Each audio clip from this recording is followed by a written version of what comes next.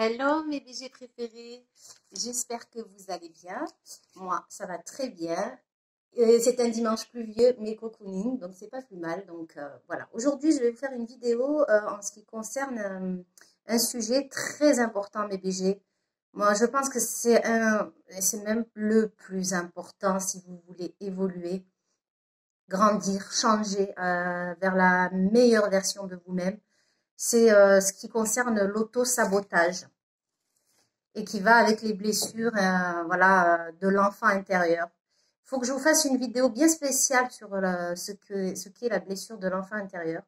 Mais je vais un petit peu survoler là et vous allez comprendre. Donc, l'autosabotage, c'est ce qu'on appelle faire un pas en avant, grosso modo, deux pas en arrière dans notre vie, quel que soit l'objectif. On appelle ça aussi en psychologie le syndrome de Pénélope. Alors, dans la mythologie grecque, il y a l'épopée d'Ulysse. Alors, il avait une épouse, donc il est parti en mer et pendant 20 ans, cette épouse Pénélope, elle n'avait plus de nouvelles de son cher et tendre époux. Et tout le monde lui disait, mais c'est bon, il est mort, etc. Il faut que tu te remaries, etc.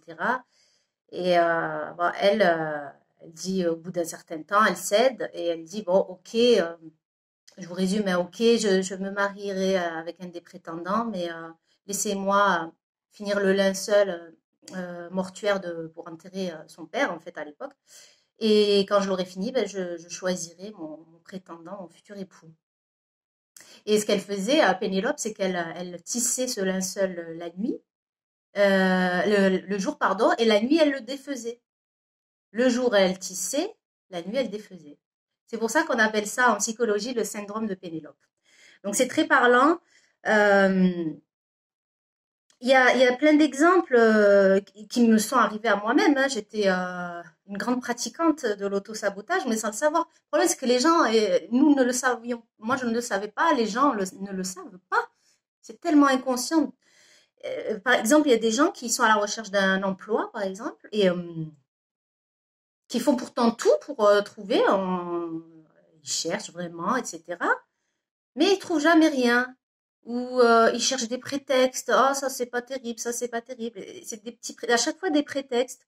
Euh, ou des gens, ça n'aboutit jamais en fait. Où il y a des gens aussi qui pensent vouloir perdre du poids, mais qui arrivent un petit peu de ci de là, puis d'un coup lâchent l'affaire, craquent, etc. Donc d'un coup ils ont des compulsions alimentaires. Euh, ou pour démarrer un projet, certains veulent démarrer un projet, ils sont au taquet, ils mettent tout en place, etc. Mais à chaque fois il y a un couac. C'est un peu, moi, ça me fait cette image-là, ça me fait sourire, mais c'est tellement dramatique parce que beaucoup de gens n'arrivent pas à construire et aller vers leur projet, quoi. C'est comme si vous construisiez, je sais pas moi, des dominos, là, vous savez, plein de dominos pour faire une figure et paf, un geste inopportun et paf, tout tombe, quoi. Mais était-il vraiment inopportun ce geste? Je vais en venir. Donc, il y en a qui veulent démarrer un projet et qui trouvent n'importe quel prétexte pour foirer, en fait.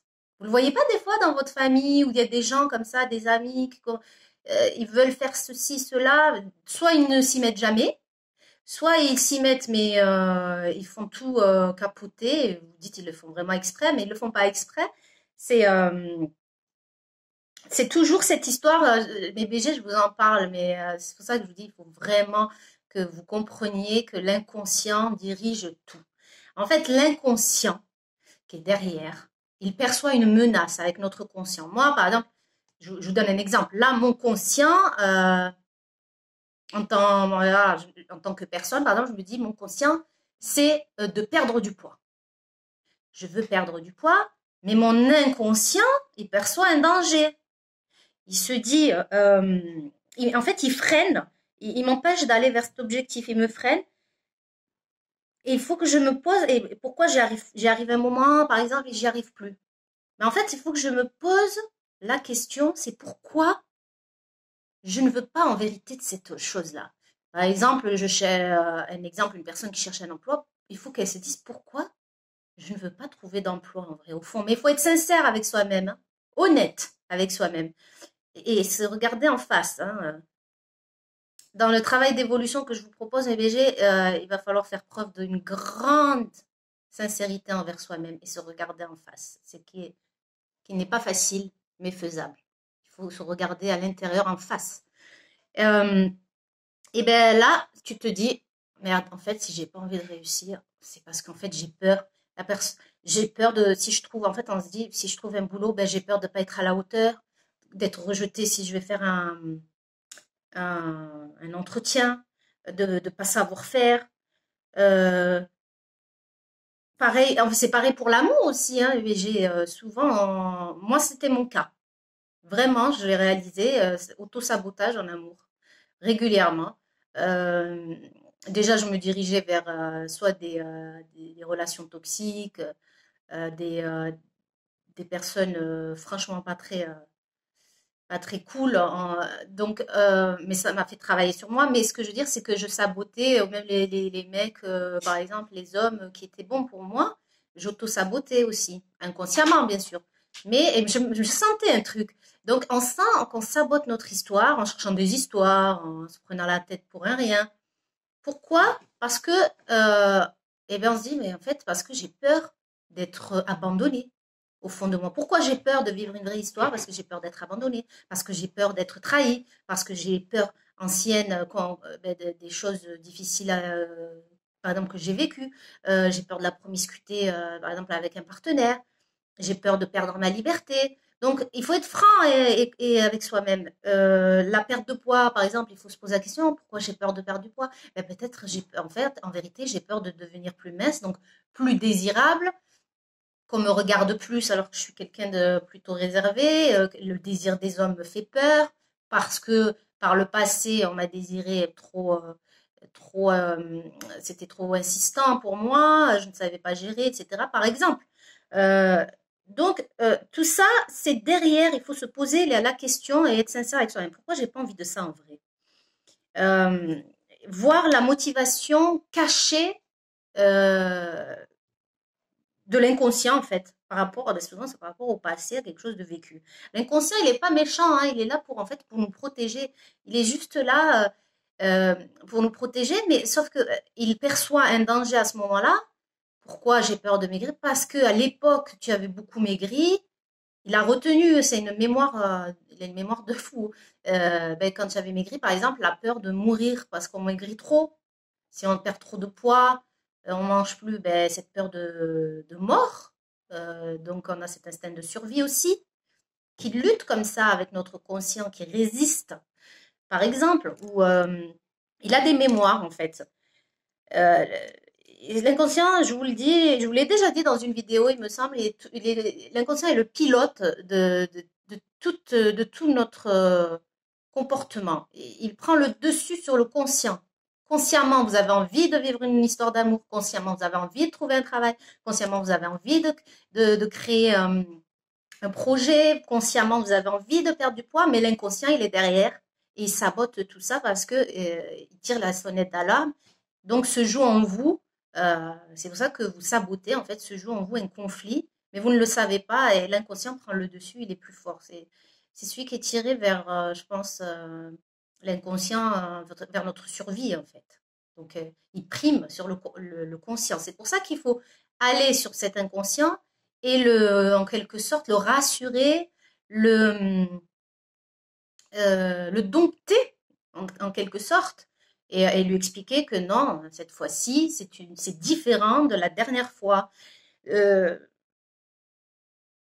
Moi, si j'ai un conseil à vous donner, c'est essayer de faire des petits exercices de visualisation où vous visualisez par exemple que vous avez déjà fait votre projet, que c'est déjà mis en place ou que vous êtes déjà avec quelqu'un et tout ça, etc. Et essayez de voir ce que vous ressentez, essayez de déceler, d'identifier les résistances. En général, on a des résistances d'insécurité. Euh, mais quand enfin, ces résistances d'insécurité, elles remontent aux croyances au vécu, aux blessures passées. Donc, et avec ces blessures passées, ben, on a inventé des croyances qui nous limitent, en fait, qui nous limitent au jour d'aujourd'hui. Alors que c'était des choses qui s'étaient passées avant. Donc, Moi, je dis à partir du moment où vous mettez le doigt dessus, sur cette blessure, euh, sur ce qui va pas, sur ce qui est la résistance, en fait, c'est le début du changement. Et là, à partir de là, mes BG, vous allez commencer à évoluer. Vous allez comprendre le mécanisme qui se met en place dans votre tête et dans votre comportement. Et vous allez comprendre pourquoi vous réagissez comme ça. C'est tellement plus clair pourquoi vous réagissez comme ça, parce que vous allez avoir travaillé cette blessure, peur de perdre, peur d'être rejeté, peur de ne pas y arriver. C'est pour ça que je vous invite, mes BG, à revenir vraiment sur les petites capsules que je vous envoie de promesses à moi-même. C'est très important. Ça va vous nourrir en amour, en estime de vous-même. Et ça va être comme un baume sur vos blessures. Ça va guérir vos blessures. Mais il faut le faire, il faut y aller, il faut écouter, il faut le répéter maintes fois dans la journée même. Essayez de le noter sur votre agenda ou un post-it même. Mais essayez de vous le dire souvent. Voilà. Mais j'espère que cette vidéo vous aura plu. Si vous avez des commentaires, n'hésitez pas. Si vous avez des idées de sujets, n'hésitez pas. Moi, je vous fais un gros bisou et n'oubliez pas, je souris à la vie et la vie me sourit. À bientôt mes bisous, je vous aime.